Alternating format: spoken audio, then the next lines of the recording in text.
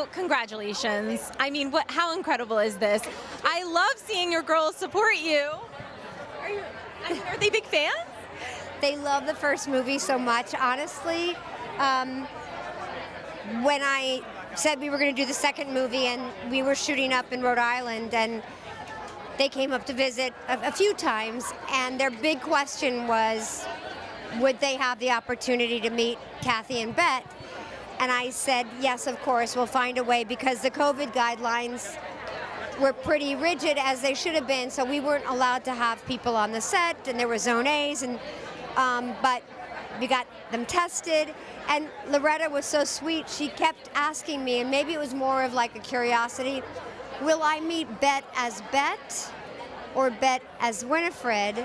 And I said, I think you're going to get very fortunate, because it will be Bet dressed as Winifred waiting to be Winifred. So she saw sort of, she had an all-access pass to sort of the waiting around on a film set and then watching a scene in action, yeah. But it's really nice how much they genuinely love this movie, with or without me in it, part of it.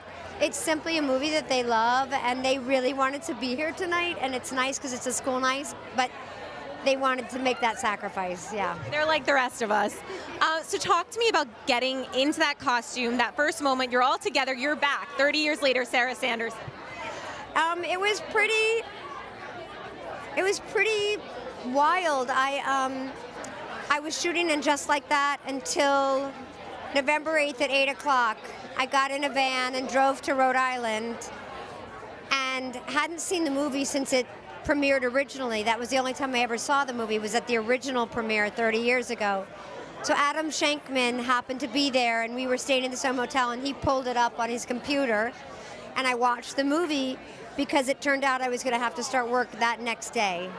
So it was sort of like perhaps the best case scenario, which is that I was sort of thrown into it and couldn't think too much about it, but I needed to see it to try to start remembering, you know, who is she?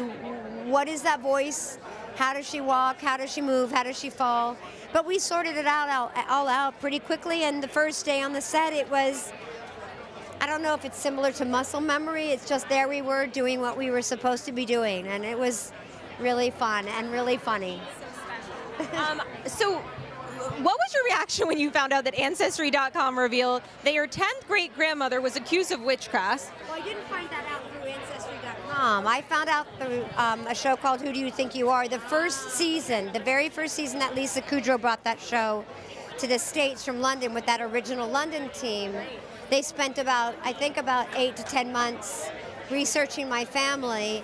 Yeah, and I discovered I was at the Massachusetts Historical Society, and they brought out the original allegation, which we held with white cotton gloves, to see what in fact my direct relation had been accused of. And she was only spared from being burnt at the stake simply because the date on the accusation was written post the dissolution of those courts that were hearing those cases, and so it was not brought to trial, so she was spared. Isn't that amazing? Yeah. Finally, you know, I have to ask, Aidan is coming back. I forgot that would be a question included tonight. But in all candor, I only know as much as you know. I've not seen scripts. But you're excited. Oh, I'm so happy. Yeah, no, I love Corbett. Everybody loves Corbett. And I love that he inspires such strong feelings, that there's, you know, Team Aidan, and, you know, there's such affection for him, and it's well earned, and we're really lucky that he planted the seed so cleverly last year. Yeah.